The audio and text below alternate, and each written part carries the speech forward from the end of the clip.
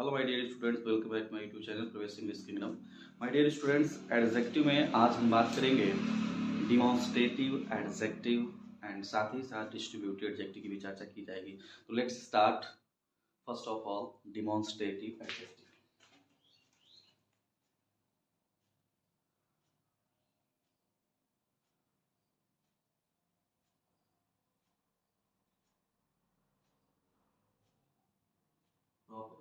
Third one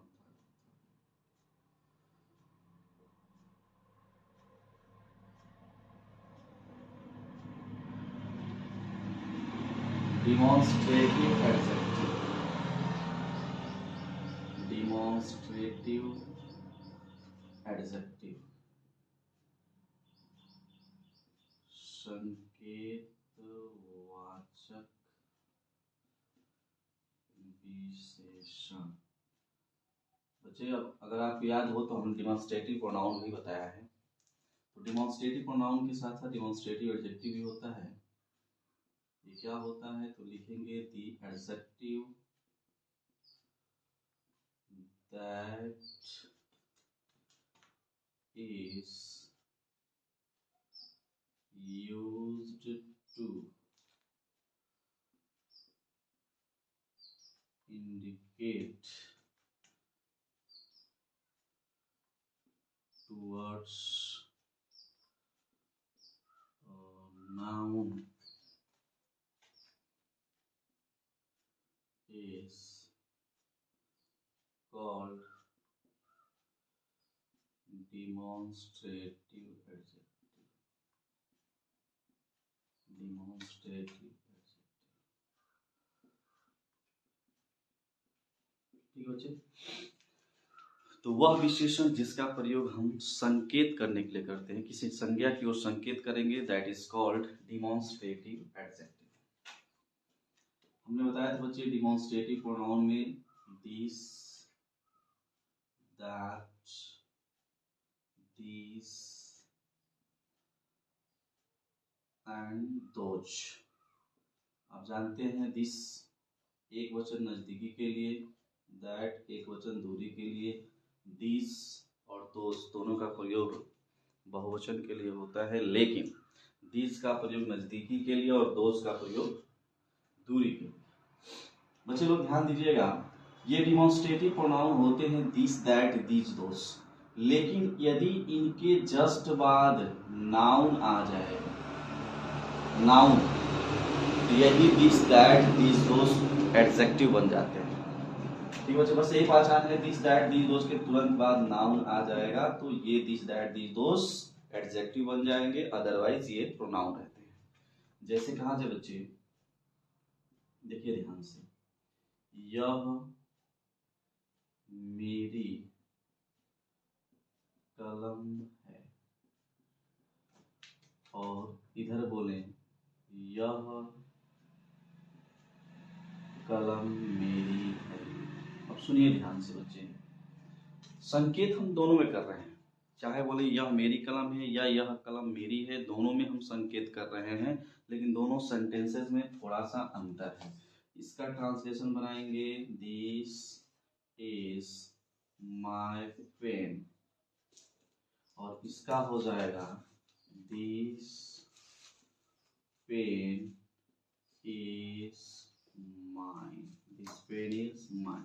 अब देखिए दोनों में अंतर क्या है बच्चे, ये दिस किसी का नाम नहीं हो सकता है, ये कलम को रिप्रेजेंट कर रहा है, और जो शब्द किसी नाउन को रिप्रेजेंट करता है दैट इज कॉल्ड प्रोनाउन। इसको क्या बोलेंगे, दिस को प्रोनाउन है, और चूंकि यह संकेत कर रहा है इसलिए इसको बोलेंगे डिमॉन्स्ट्रेटिव प्रोनाउन। ये डिमॉन्स्ट्रेटिव प्रोनाउन हो गया।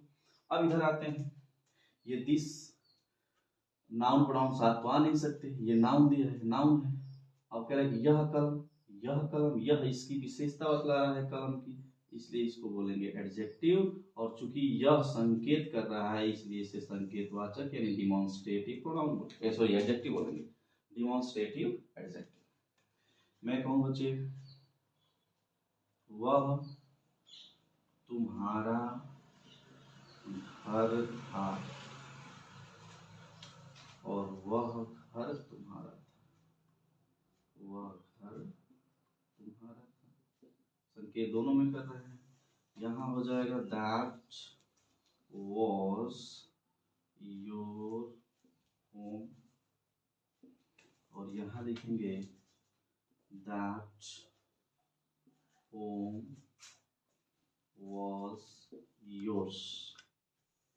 अब देखिए दैट और दैट यहाँ भी है, लेकिन दोनों में थोड़ा सा अंतर है। इसके बाद नाउन दे दिया है, नाउन दिया है तो ये एडजेक्टिव होगा, डिमॉन्स्ट्रेटिव एडजेक्टिव होगा। और इसके बाद नाउन नहीं दिया है तो ये डिमॉन्स्ट्रेटिव। मेरे ख्याल से आप सभी बच्चों को अच्छे से समझ में आ गया होगा। आइए चलते हैं आगे डिस्ट्रीब्यूटिव एडजेक्टिव की ओर। तो अगला देखेंगे बच्चे, चौथा है डिस्ट्रीब्यूटिव एडजेक्टिव।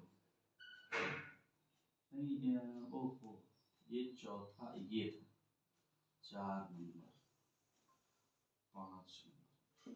पहला हमने बताया था बच्चे एडजेक्टिव ऑफ क्वालिटी, उसके बाद प्रॉपर एडजेक्टिव, उसके बाद इंट्रोगेटिव एडजेक्टिव, ठीक है 3, और 4 चल रहा है डिमॉन्स्ट्रेटिव, और 5 और डिस्ट्रीब्यूटिव। Okay clear. तो 5वां नंबर है आपका डिस्ट्रीब्यूटिव एडजेक्टिव, विभाग सूचक विशेषण। देखिए ध्यान से, the adjective that denotes each person, place or thing, or the adjective that denotes each person, place or thing of a class is called distributive adjective. वह विशेषण जो किसी वर्ग या जाति के प्रत्येक व्यक्ति स्थान या वस्तु को बताता है उसे हम कहते हैं विभाग सूचक विशेषण। देखिए तो ध्यान से यहाँ बात को समझिएगा, ईच और एवरी, आइदर एंड नाइदर। आपको ईच, आइदर, नाइदर हमने डिस्ट्रीब्यूटिव प्रोनाउन में बताया था, एवरी नहीं बताया था, क्योंकि ये एवरी देखिए बच्चे, देखिए ये दोनों का मतलब होता है प्रत्येक, और एवरी क्या होता है, एवरी हमेशा डिस्ट्रीब्यूटिव एडजेक्टिव होता है, इसलिए एवरी का हम यहाँ पे एग्जांपल में लिखे। जबकि each, either, neither distributive pronoun भी होता है डिस्ट्रीब्यूटिव एडजेक्टिव।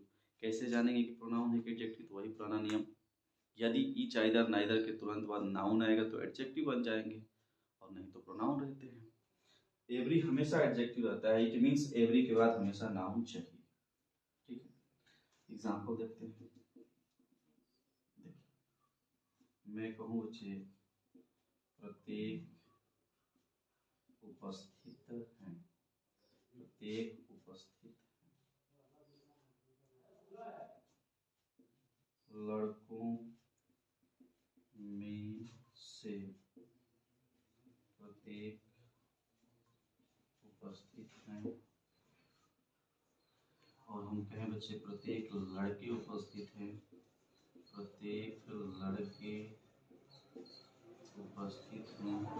आप जानते हैं बच्चे, ध्यान से समझिए, आप जानते हैं डिस्ट्रीब्यूटिव प्रोनाउन हमेशा क्या होता है, एडजेक्टिव सिंगुलर होता है, तो डिस्ट्रीब्यूटिव एडजेक्टिव भी हमेशा सिंगुलर होगा।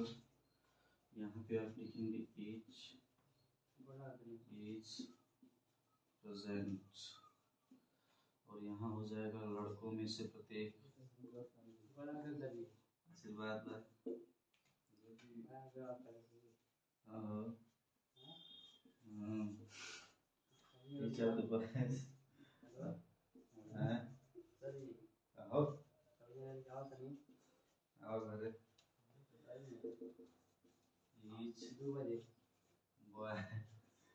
Is present.